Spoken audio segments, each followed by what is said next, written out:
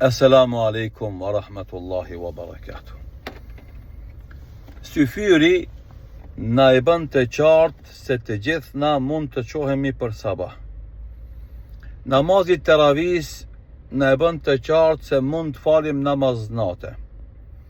Agjërimi Ramazanit na e bën të qartë se ne mund të kemi vetë përmbajtje kashi dëshirave, lakmive, epsheve dhe pasioneve tona.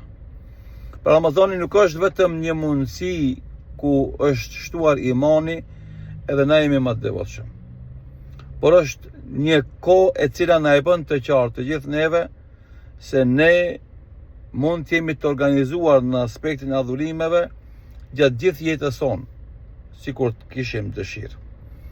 Andaj porosia e fundit është që jetoje jetën tënde si në Ramazan, nëse donë që fundi i jetës tënde me qenë Bajram. Po, do të janë momentume brenda Ramazanit të cilat tregojnë aftësitë tona që i kemi në sferën e adhurimit, në sferën e përkushtimit, në sferën e kryerjes së detyrave dhe obligimeve karshi Allahut xhelal. Dhe kjo tregon se njeriu është shumë i madh edhe i fuqishëm, sikur të kishte mundësinë, sikur të kishte vullnetin e dëshirën që t'i përmbahet këtij orari, kësaj disipline, këtij organizimi gjatë gjithë jetës së tij, e jo vetëm Ramazan. Andaj edhe një herë përsëris, syfyri na e bën të qartë se na mund qohemi për sabah. Teravia na e bën të qartë se na mund falim namaz nate. Agjërimi na e bën të qartë se na mund t'i rezistojmë epsheve.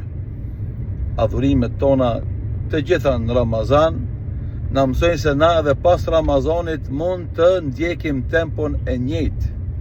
E kush jeton gjithë jetën e tij si në Ramazan, gjithsesi fundi i jetës tij do jetë Bajram. Allahu i madhreshëm na vë të këtill. Zoti ju shpërblet. Assalamu alaikum wa rahmatullahi wa barakatuh.